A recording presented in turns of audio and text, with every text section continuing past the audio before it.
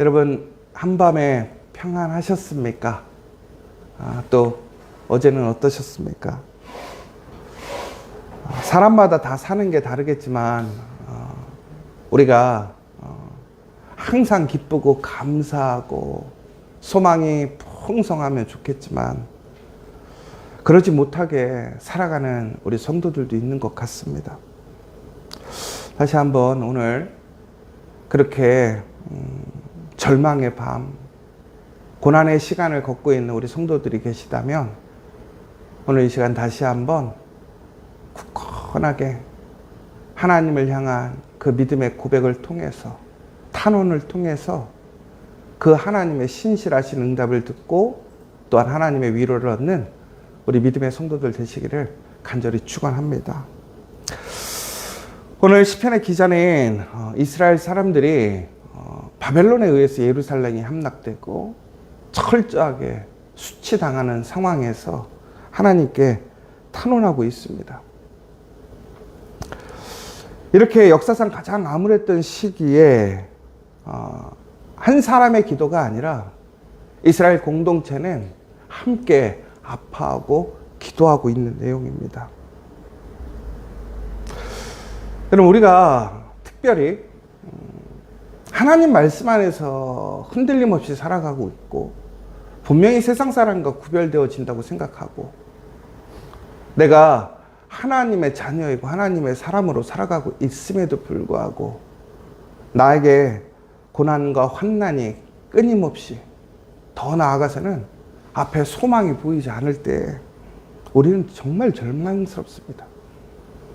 우리가 계속해서 함께 살펴보았지만 세상 사람들의 잘됨이 그리스도인들의 실패와 어떠한 무너짐을 볼 때 우리는 그것으로 인해 또 상당한 고난과 고통을 당합니다. 그런데 오히려 하나님을 비방하고 하나님을 우습게 여기고 하나님을 부인하는 사람들이 대놓고 믿음의 사람들을 탄압하는 거예요. 어렵게 하는 거예요. 우습게 여기는 거예요.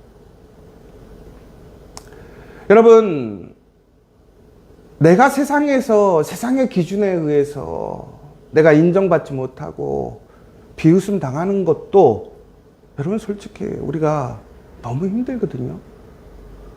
그런데 내 믿음, 내 하나님이 우스운 거예요. 사람들에게 그냥 비방거리인 거예요. 그런데 지금 당장 아무런 대책도 없고 하나님의 반응이 없는 거예요.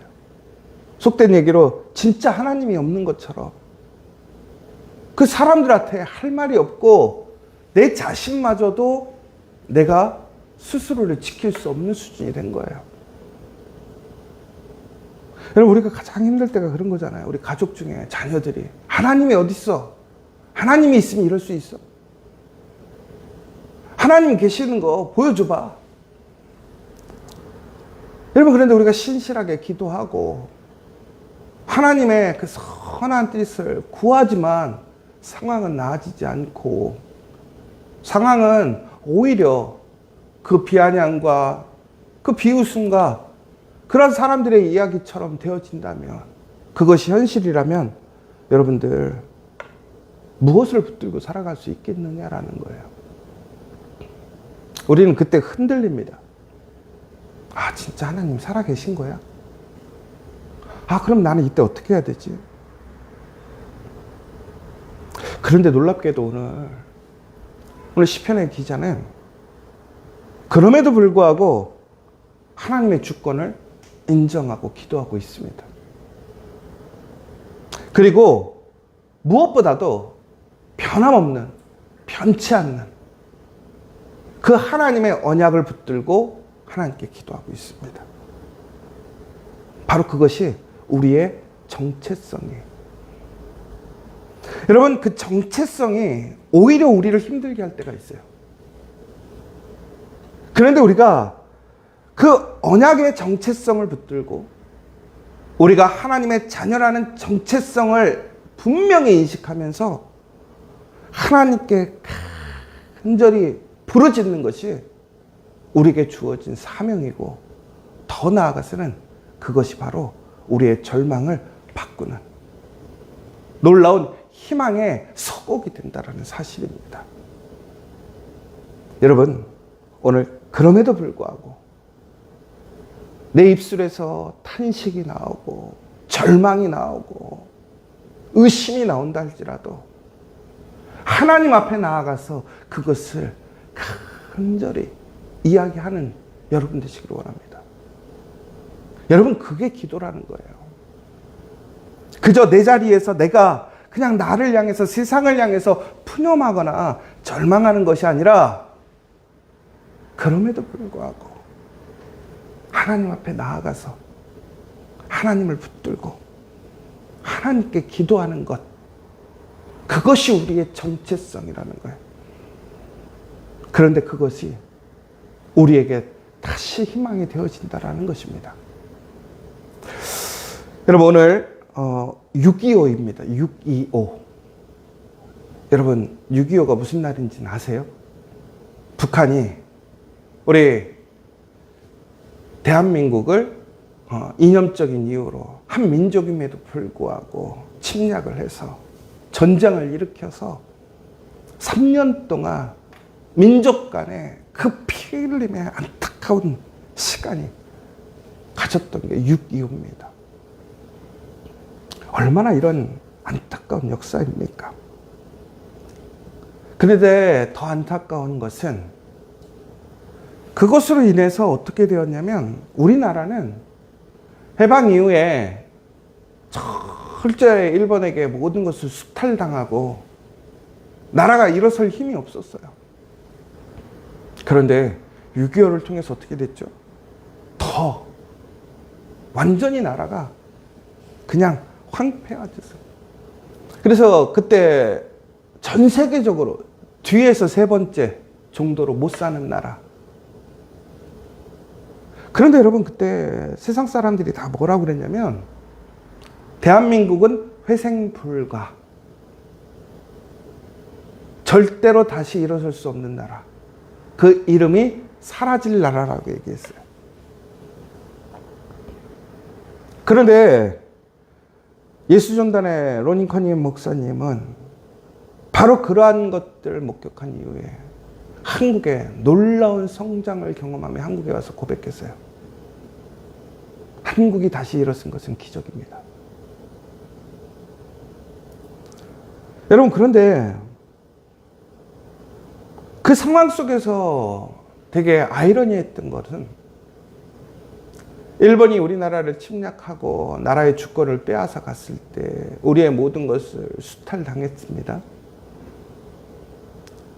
그리고 나서 이제 2차 세계대전이 끝나고 일본은 전쟁 패망국으로 엄청난 부채와 나라의 근간이 흔들리는 어려움을 당하게 됐지요.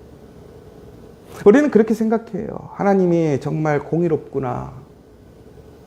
왜 그러냐면 우리 이 해방이라는 것은 우리의 힘으로 얻은 것은 아니잖아요. 다른 힘, 외부의 힘을 통해서 우리에게 주어진 해방이었어요. 그러니까 이게 너무나 신기한 것은, 우리가 꿈꾸고 준비는 했지만 우리에겐 그 능력이 부족했는데 알 수 없는 그 힘이 우리를 다시 자유케 했어요. 그리고 우리를 탄압했고 정의롭게 공의롭게 행하지 못했던 나라는 심판 가운데서 정말로 그 책임을 지는 모습을 보았단 말이에요. 그런데 6.25가 일어나서 어떻게 됐어요? 오히려 반대 상황이 생겨버렸어요. 공의와 정의 안에서 정말로 하나님의 놀라운 은혜로 이 나라가 그 자유의 길을 시작했는데, 오히려 이 나라는 더 무너졌어요. 남아있던 것마저도 모두 다 사라지고 수많은 사람들의 피 흘림이 이 땅에 온 곳 각처에 흘러 넘쳤단 말이에요. 그런데 우리를 침략했고 또한 우리를 수탈했던 일본은 바로 그 6.25 때문에 살아나는 아이러니한 역사가 일어나요. 그래서 지금 일본의 대기업들, 그 모든 기업들이 다시 살아나고 한때 세계를 제패했던 기업들이 될 수 있었던 원동력이 바로 우리나라 6.25의 전쟁의 이유였습니다. 여러분 납득이 됩니까? 그러면 우리는 바로 그러한 상황 속에서 우리가 하나님께 왜 구원을 얻었을까? 하나님께서 왜 이 땅에 놀라운 그런 해방을 주셨을까? 여러 가지 이유들이 있지만 그곳에는 하나님의 분명한 손길이 있었어요. 하나님의 계획이 있었어요. 특별히 민족적으로 무엇인가 어떤 나라를 평가하고 무엇인가를 구분 지으려는 게 아니에요. 우리나라에는 놀랍게도 복음에 놀라운 생명력이 일어났었어요. 일제치하에서도 우리는 오직 하나님께 소망을 두는 그 부흥의 불길이 일어나기 시작했어요. 그 누구도 도와줄 수 없을 때 그 절박한 순간에 이 대한민국이라는 땅에 살고 있던 사람들은 하나님이라는 그 분을 향한 소망으로 기도하기 시작했더라는 거예요. 독립운동가의 대부분의 많은 분들이 바로 기독교 출신이라는 것도 놀라운 사실이에요. 전국에는 우리나라가 그래서 해방된 이후에 정부를 수립하고 우리나라의 시작을 알리는 그 시간, 여러분 우리나라의 기도로 시작되어진 나라예요. 여러분 이게 무슨 얘기냐면 그만큼 이 땅에 하나님의 말씀과 기도의 능력이 임재했고 하나님을 믿고 인정하는 사람들이 대부분이었다는 거예요. 놀라운 것에는 그 민족 지도자들, 그 개원의 초기에 왜 기독교만 있었겠어요? 수많은 종교들이 있었어요. 불교도 있고 천도교도 있고 혹은 종교가 없는 사람들도 있었겠죠. 그런데 어떻게 그 믿음의 행위로, 기도로 또한 우리의 그 신앙의 고백들이 그곳에서 인정받을 수 있었을까요? 그들 또한 하나님을 목격한 거예요. 하나님의 사람들을 통해서 하나님이 살아계시는구나, 하나님의 능력이 있구나라는 것을 알고 있었던 거죠. 그런데 어떻게 되었습니까? 일본이 6.25를 통해서 그들은 다시 예전과 같이 강성해졌어요. 우리는 더 무너졌어요. 그 이후에는 어떻게 됐어요? 합법적으로 우리는 경제적으로 일본의 밑으로 들어갈 수밖에 없었어요. 여러분 그런 걸 보면 우리는 그렇지 않습니까? 하나님, 정말 하나님 믿고 살아가는데 왜 우리에게 이렇게 시련이 오고 하나님을 부정하고 부인하고 인정하지 않는 나라는 더욱더 강성해집니까? 어떻게 우리의 그러한 아픔과 상처가 그들에게 힘이 되고 능력이 되고 다시 일으키는 힘이 될 수 있습니까? 하나님 살아계시다면 그러실 수 있습니까? 여러분 그런데 그 마음이 결국은 오늘 시편의 기자의 마음과 동일한 거예요. 오늘 바벨론이 이스라엘을 침략해서 그 예루살렘 성이 무너졌단 말이에요. 이방 나라들이 하나님의 기업을 무너뜨리고 성전을 더럽히고 예루살렘이 돌무더기가 됐단 말이에요. 그러니까 오히려 살아있는 사람들이 비방거리가 되고 조롱거리가 되는 거예요. 그런데 이것은, 이 아픔은 단순히 자기들의 실패가 아니에요. 내가 믿고 있는 하나님의 실패인 거예요. 패배가 되는 거예요. 하나님의 명예가 실추되는 거예요. 오히려 이방인들은 하나님 어딨냐? 너희들이 믿던 그 하나님이 예루살렘 지키냐? 여러분, 우리가 살아가다 보면 이처럼 예루살렘이 돌무더기가 된 것처럼 우리의 삶이, 우리의 믿음이 그렇게 돌무더기처럼 될 때가 있어요. 내 힘으로 도저히 감당할 수 없고, 더 나아가서는 세상의 그 조롱과 비방, 비웃음은 더 커지는 상황들 앞에 있을 수가 있단 말이에요. 그때 여러분은 어떻습니까? 어떤 모습을 보이고 계십니까? 그 조롱과 비방에 그저 안타까워서 주저앉고 맙니까? 아니면 예수님의 제자들처럼 두려움에 도망가 버립니까? 그런데 시편의 기자는 어떻게 했냐면 그 원망스럽고 안타까운 그 자리에서 그는 정직하게 하나님께 부르짖고 있더라는 거예요. 여러분, 기억하시기 바랍니다. 하나님은 우리의 모든 것을 들으시는 분이에요. 우리의 탄식을 들으시는 분이라는 거예요. 우리의 고통, 의심을 감출 필요가 없습니다. 그러나 우리가 해야 할 일은 뭐냐면 있는 그대로 하나님께, 그 고통의 자리에서 하나님께 나아와서 하나님의 약속을 기억하고 하나님의 공의와 정의, 하나님의 하나님 되심을 인정하며 우리는 기도해야 한다는 거예요. 그럼 반드시 하나님은 응답하시더라는 거예요. 여러분, 그런데 오늘 이 기도의 특징이 있어요.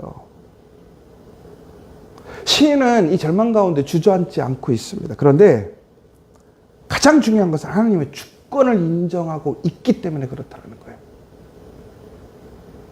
오늘의 이 상황도 하나님께서 주관하신다라는 그 믿음의 고백이라는 거예요.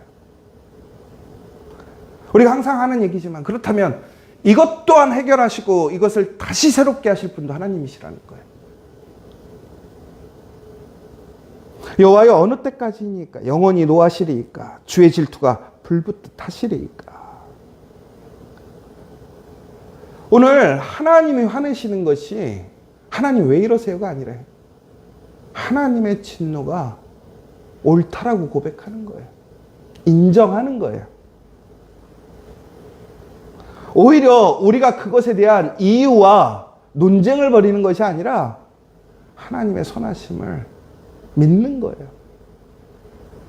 그러나 그 선하심을 믿는다라고 하는 것은 더 나아가서는 하나님의 그 약속을 믿는다라는 거예요. 비록 지금 우리가 당하는 고난과 환난이 우리의 실수, 우리의 죄로 인해 우리가 그 실수와 실패로 인해 고난을 당할 수 있고, 또한 그것을 행하시는 것은 하나님의 주권이라는 거예요. 내가 왜 이것을 당해야 돼요? 나에게만 왜 이렇게 하세요가 아니라는 거예요.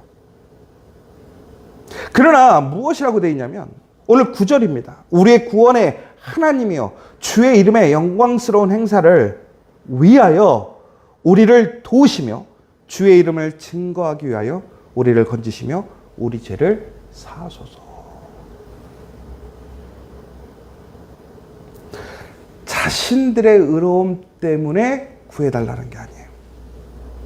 오직 하나님의 명예, 영광, 공의와 정의를 위해 구원해달라고 얘기하는 거예요.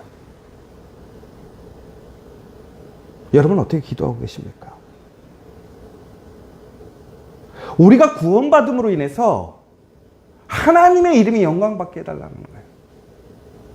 하나님의 사랑이 증거되게 해달라는 것이고 하나님의 언약을 지켜달라는 거예요. 이것이 바로 우리가 고난 가운데 내 중심의 기도가 아니라 하나님 중심의 기도로 드릴 수 있는 모습이라는 거예요. 내 유익이 아닌 하나님의 영광을 위해 구하는 기도가 되시길 원합니다. 내 뜻이 아닌 하나님의 뜻이 이루어지기를 원하는 기도가 되어야 한다는 거예요. 여러분, 그 가운데 흔들리지 않는 언약의 정체성을 보여주고 있는 시편의 기자 태도가 제일 중요하다고 생각합니다. 여러분, 오늘 시편의 기자 13절에 이렇게 얘기합니다. 우리는 주의 백성이요 주의 목장의 양이니 우리는 영원히 주께 감사하며 주의 영예를 대대에 전하리이다. 여러분, 이 정체성이 처음에는 오히려 이 시편의 기자에게 상당한 많은 고난과 고통, 절망을 줬던 거예요. 그런데 오히려 그 절망과 고통 가운데 철저히 하나님 앞에 회개하고 하나님의 그 주권을 인정하며 그 하나님 앞에 간구할 때 우리의 그 정체성이 다시 소망이 되더라는 거예요. 왜? 나는 뭐예요? 하나님의 백성이라는 거예요. 나는 하나님의 양이라는 거예요. 여러분, 이 정체성은 그 누구도 뺏어갈 수 없는 거예요. 이 사실은 분개하지 않는 거예요. 결론은 하나님은 우리의 정체성으로 우리가 흔들리고 어려워할 때 기뻐하시는 하나님이 아니죠. 안타까워하시는 하나님이에요. 전국에는 하나님의 목적은 무엇이냐?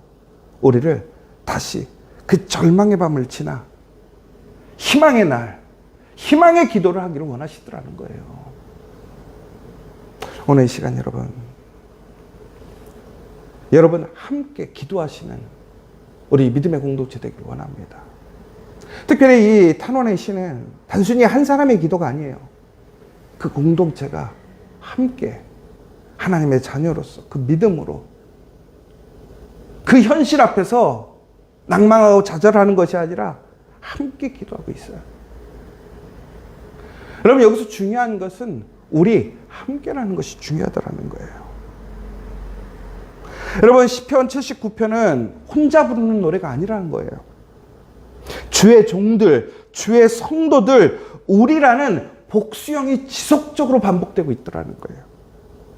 이거는 함께 탄식하고 함께 부르짖고 함께 대적하는 공동체의 기도라는 거예요. 여러분, 절망스러운 순간 함께 할 때 우리는 다시 하나님을 희망으로 부를 수 있다는 거예요. 오늘 수요일입니다. 함께 기도합시다. 함께 예배드립시다. 함께 하나님께 탄식하고 함께 부르짖고 간구한다면 하나님은 우리의 정체성, 그 언약으로 인하여 반드시 우리의 기도를 들어주시더라는 거예요. 우리를 부끄럽게 하지 아니하셨고 우리를 통해서 하나님의 영광을 드러내실 것입니다. 결론은 여러분, 우리나라 지금 어떻게 되었습니까? 하나님을 믿는 나라가 이렇게 될 수 있어요? 하나님 피해자가 이렇게 될 수 있어요? 그런데 지금 어떻습니까? 우리나라는 놀라운 기적 가운데 다시 일어섰어요. 상상할 수도 없는 우리의 모습에 우리는 살아가고 있어요. 오늘 우리의 살아가는 삶의 모습이 너무나 힘들고 어렵지요. 야, 우리나라는 안 돼. 아유, 우리나라에는 소망이 없어라고 얘기하는 사람도 많아요. 여러분, 그러나 이것이 기적이에요. 여러분, 이 삶의 모습을 부러워하는 나라가 전 세계 대부분의 나라란 말이에요. 그런데 이것을 누가 이루었습니까? 우리가 하나님의 나라이기 때문에 그렇습니다. 하나님의 백성이기 때문에 그래요.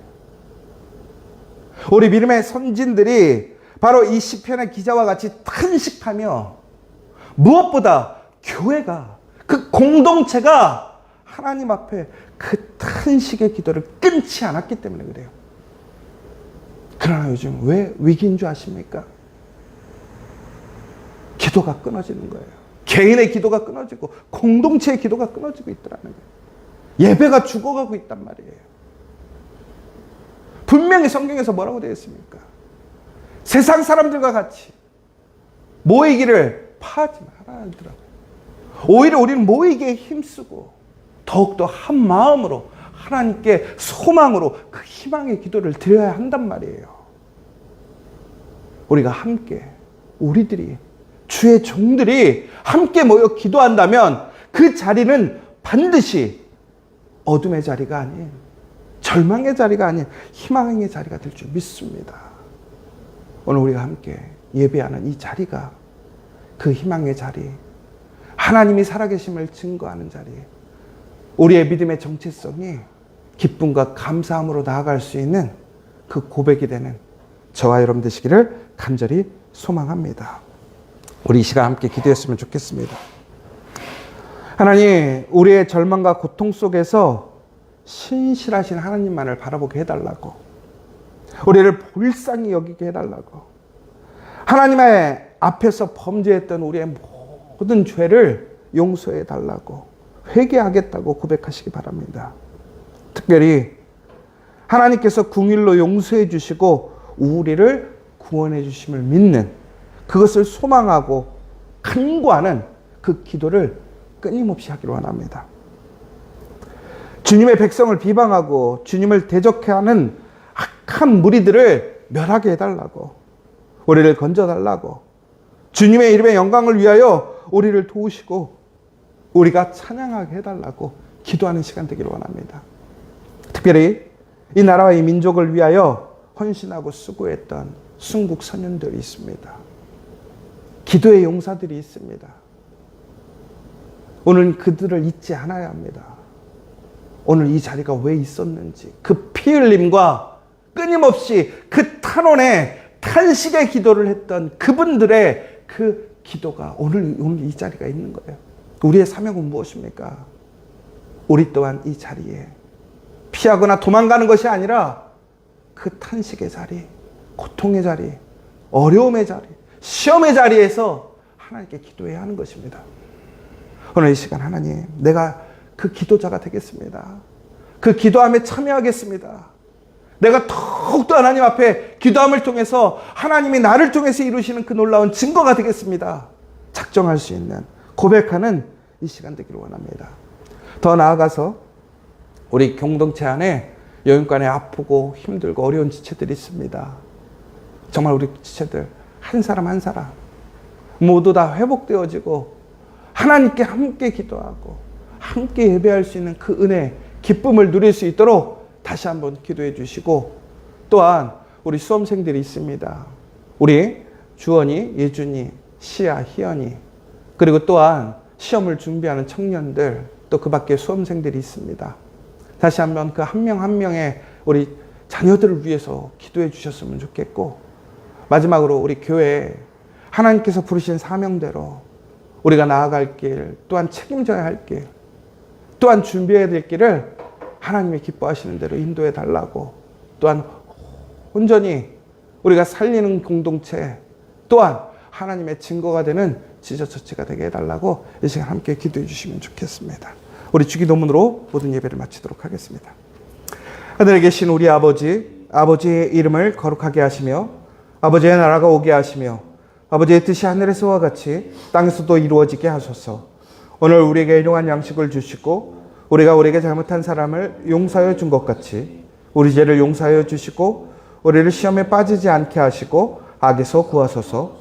나라와 권능과 영광이 영원히 아버지의 것입니다. 아멘.